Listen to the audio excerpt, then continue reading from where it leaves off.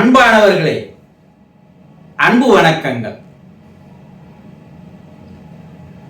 மனிதர்களுடைய வாழ்க்கையில் உங்களுடைய வாழ்க்கையில ஏற்படக்கூடிய பிரச்சனைகள், கஷ்டங்கள், கவலைகள், துன்பங்கள், துயரங்கள், வேதனைகள், பிரச்சனைகள், இவை எல்லாவற்றிற்கும் காரணம் ஒன்னே ஒண்ணுதான்.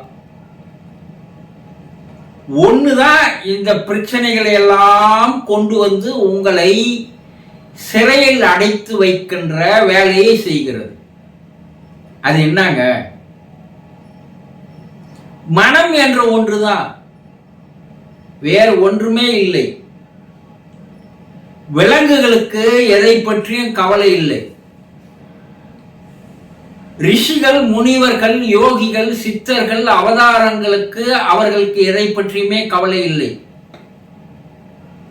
ஆனா நடுவில் இருக்கிற மனிதன் மட்டும்தான், நம்ம மட்டும்தான் பிறந்தத்திலிருந்து இறக்கிற வரைக்கும் ஏதோ ஒரு கஷ்டம், ஏதோ ஒரு துன்பம், ஏதோ ஒரு துயரம், ஏதோ ஒரு வேதனை, ஏதோ ஒரு கவலை இருக்குதா இல்லையா? எதுவுமே இல்லாத நான் வாழறேன்னு உங்களால சத்தியம் செய்ய முடியுமா? முடியவே முடியாது. ஏழையா இருந்தா அவனுக்கு பல பிரச்சனை, பணக்காரனா இருந்தா அவனுக்கு பல பிரச்சனை. பிரச்சனைகள் இல்லாத மனிதர்கள் இல்லை. காரணம் என்னன்னா, மனம் என்ற ஒன்றுதான் இவை எல்லாவற்றுக்கும் காரணகர்த்தாவாக இருக்குது. இப்போ மிருகங்களுக்கு மனம் இல்லை, அவதாரங்களுக்கு மனதை கடந்து மனமில்லாத நிலையை அவர்கள் உருவாக்கி கொண்டார்கள். மனிதர் மட்டும்தான் மனதை வைத்துக் கொண்டு அந்த மனதை எந்த வகையில் பயன்படுத்தினால் நல்லது நடக்கும், எவ்வாறு அதை தவறாக பயன்படுத்தினால் கெட்டது நடக்கும் என்பதை தெரிந்து கொள்வதற்காக இறைவன் புத்தியை தந்தான். மனம் என்ற கட்டுக்கடங்காத ஒரு குதிரையை தந்துட்டான். கட்டுப்படுத்தக்கூடிய ஒரு கடிவாளத்தை, லகான புத்தி என்ற ஒன்றையும் கொடுத்துட்டான். ஆனா நாம் அதை பயன்படுத்துவதே இல்லை. அது தறிக்கட்டு ஓடுவதற்கு தான் நம்ம உபயோகமா இருக்கிறோம். அந்த புத்தி, அறிவு என்பதை நாம் பயன்படுத்துவதே இல்லை. அப்போ இந்த மனதை கடந்து போவதற்குண்டான வழி என்ன? மனமில்லாத ஒரு நிலையை கொண்டு வருபவன் தான் சித்தன், புத்தன். எல்லாம் அவங்க மனமில்லாத ஒரு நிலைக்கு வந்துட்டான்.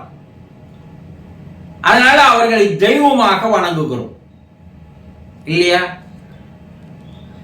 சிவனை சித்தன் பூக்கு, சிவன் பூக்குன்னு சொல்லுவாங்க இல்லையா? சிவனை சித்தன் என்று அழைக்கிறார்கள். போதி மரத்தடியில் இருந்தவனை, ஞானம் பெற்றவனை புத்தன் என்று அழைக்கிறார்கள். புத்தன் அவன் மட்டும் இல்ல. நீங்க புத்தர்னா நீங்க என்ன நினைக்கிறீங்க? இவர் மட்டும்தான் புத்தரு கிடையாது. விழிப்படைந்தவன் பேரு, அதுக்கு புத்தனுக்கு பேரு விழிப்படைந்தவன். உங்களாலேயும் விழிப்படைய முடியும். சித்தார்த்தா இருந்தவன் புத்தனா மாறினான். நீ ஆறுமுகம், மாணிக்கம், கண்ண இவெல்லாம் கூட புத்தனா மாற முடியும். அப்போ அந்த மனமில்லாத நிலையை புத்தன் கொண்டு வந்தான். அவன் சித்தனுக்கு, சிவனுக்கு சமமாக மாறினான். குழந்தை வீட்டில் இருக்கு இல்லைங்களா? இந்த 3 வயசு 4 வயசு குழந்தைங்க, அது குழந்தைகள் அல்ல. குழந்தையும் தெய்வமும் குணத்தால் ஒன்று சொன்னாங்களா இல்லையா? அது தெய்வம். மனம் இல்லை. மனம் இல்லைன்னா தெய்வம். அப்போ குழந்தையாகவே நீங்கள் வாழ வேண்டும் என்று இயேசு பிரான் கூறுவது எதற்காக? மனமில்லாத நிலையில் நீ எப்போது வருகிறாயோ அப்போதுதான் என்னுடைய ராஜ்யத்திற்குள் உன்னை பிரவேசிக்க அனுமதிப்பேன்னார். அது இவங்க சரியா புரிஞ்சிக்கல. நம்ம போய் 60 வயசு கிழமை எப்படி குழந்தையா மாற முடியும்? எப்ப உன் உடலை சொல்லல, உன் உடம்பு சொல்லல, உன் தேகத்தை சொல்லல, உன்னுடைய மனதை சொன்னார். மனம் குழந்தையாக மாறாதவரை, நீ குழந்தையாக மாறாதவரை, நீ மனமில்லாத நிலைக்கு வராதவரை நீ என்ன பண்ண முடியாது? கடவுள் அருகில் கூட வர முடியாது. இந்த போதி தர்மர் ஒரு மாபெரும் யோகி சித்தன். அவன் சீனாவுக்கு போகிறார். சீன பேரரசர் எப்போ அவர் வருவார்னு காத்திருந்தார். அவர் சென்றதும் சீன பேரரசர் அவர்கிட்ட போய் அவரை பார்த்து, என் மனம் அமைதி இல்லாத இருக்கு, என் மனம் எப்ப பார்த்தாலும் குழப்பத்திலேயே இருக்கு, என் மனம் என்னை கவலையிலேயே வச்சிருக்கு, வேதனையிலேயே வச்சிருக்கு, இதுக்கு ஒரு நல்ல வழி சொல்லுங்களேன், இந்த மனதை அமைதிப்படுத்துவதற்கு ஒரு வழி சொல்லுங்களேன் ஆனா அவர் கேட்கிறார். யாரு? பேரரசர். போதி தர்மர் என்ன சொல்றாரு? எப்பா நீ இப்ப போ, நாளைக்கு காலைல விடிகாலம் 4 மணிக்கு வா, வரும்போது உன்னுடைய மனதையும் கூடவே எடுத்துட்டு வா. அந்த மனதானே இப்போ பிரச்சனை இருக்குதுன்ற அந்த மனசையும் கூட எடுத்துன்னு வா போ. இந்த பேரரசர் போய் ராத்திரி படுக்கிறான். என்ன பைத்தியக்காரனா இருப்பானா அந்த ஆளு? புத்தி பேதலிச்சு போச்சா? மனச போய் யாராவது கையில் எடுத்துன்னு வர முடியுமா?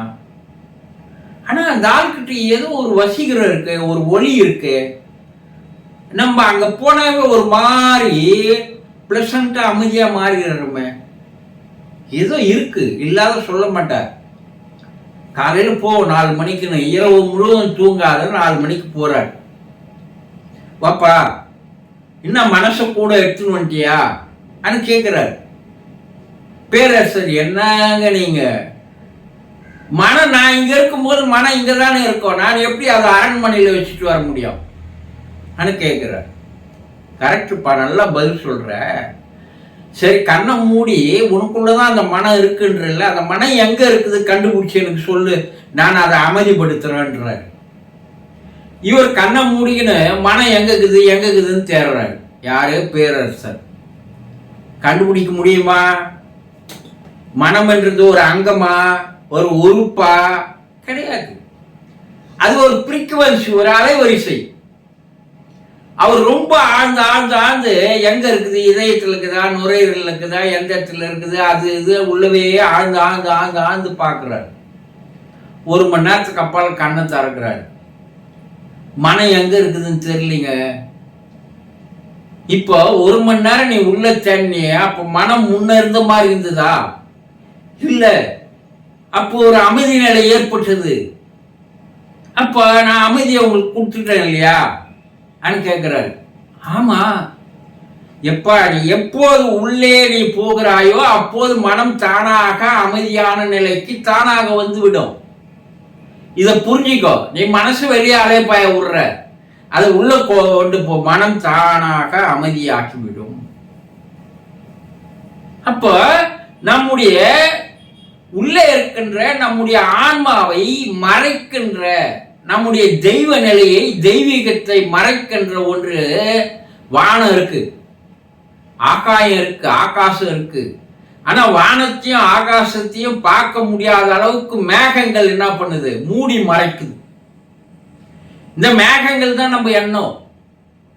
இந்த மேகங்கள் இருக்கின்ற வரை வானம் என்ன ஆகுது? நமக்கு தெளிவாக தெரியாது. மேகங்கள் விலகும் போது வானம் தெரிவது போல உங்களுடைய எண்ணங்கள் உங்களை விட்டு விலகும் போது உண்மையான உங்களுடைய தெய்வ நிலை, தெய்வீக நிலை, தெய்வீக தன்மை, இறைநிலை, இறைத்தன்மையை, உங்களுடைய உண்மையான சுய சொரூபத்தை நீங்கள் கண்டு கொள்ள முடியும்.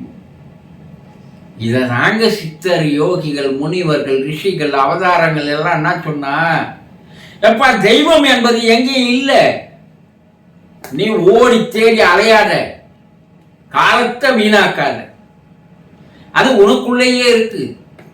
எப்போது மனம் என்ற ஒன்று இல்லாத போகிறதோ அப்போது நீ தெய்வ நிலையை தானாக அடைந்து விடுகிறாய். மனம் இறந்து போனா தெய்வம் பிரசன்னமாக தெரியும், உனக்குள்ளேயே தெரியும், ஒளி வடிவத்தில் தெரியும். இதனாங்க காலமா எத்தனையோ பேர் வந்து சொன்னாங்க. எவ்வளவு சொன்னாலும் செவடங்காதுல சங்கு ஊதுன மாதிரி நம்ம காதுல ஏறவே மாட்டேங்குது. மறுபடியும் எங்க ஓடுறோம்?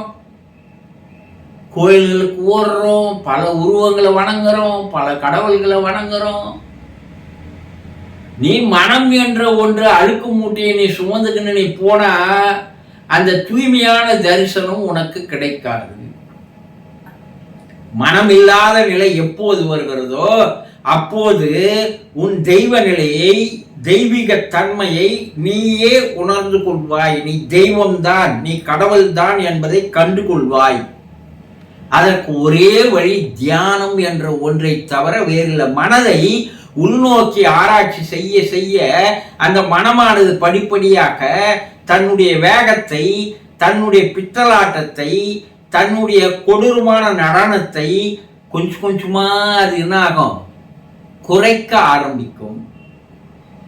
அப்போ தானாக அந்த மனம் அடங்க ஆரம்பிக்கும். ஒரு காலகட்டத்திற்கு மனம் செயல்படாமல் போய்விடும். மனம் இல்லாது போகும்போது உள்ளே இருக்கின்ற சுயஸ்வரூபம் வெளியே வர ஆரம்பித்து விடும். அதுக்காக தான் குழந்தையாக மாறு. குழந்தைக்கு மனம் இல்லை, சித்தனுக்கும் புத்தனுக்கும் மனம் இல்லை, அவதாரங்களுக்கு மனம் இல்லை, மனதை கடந்து சென்று விட்டார்கள். ஆக தியானம் ஒன்றை கற்றுக்கொண்டால் உங்க வாழ்க்கையில் ஏற்படக்கூடிய பல பிரச்சனைகள் உங்களை விட்டு விலகி ஓடிவிடும் என்பதை தெளிவாக தெரிந்து கொள்ளுங்கள். சந்தோஷம்.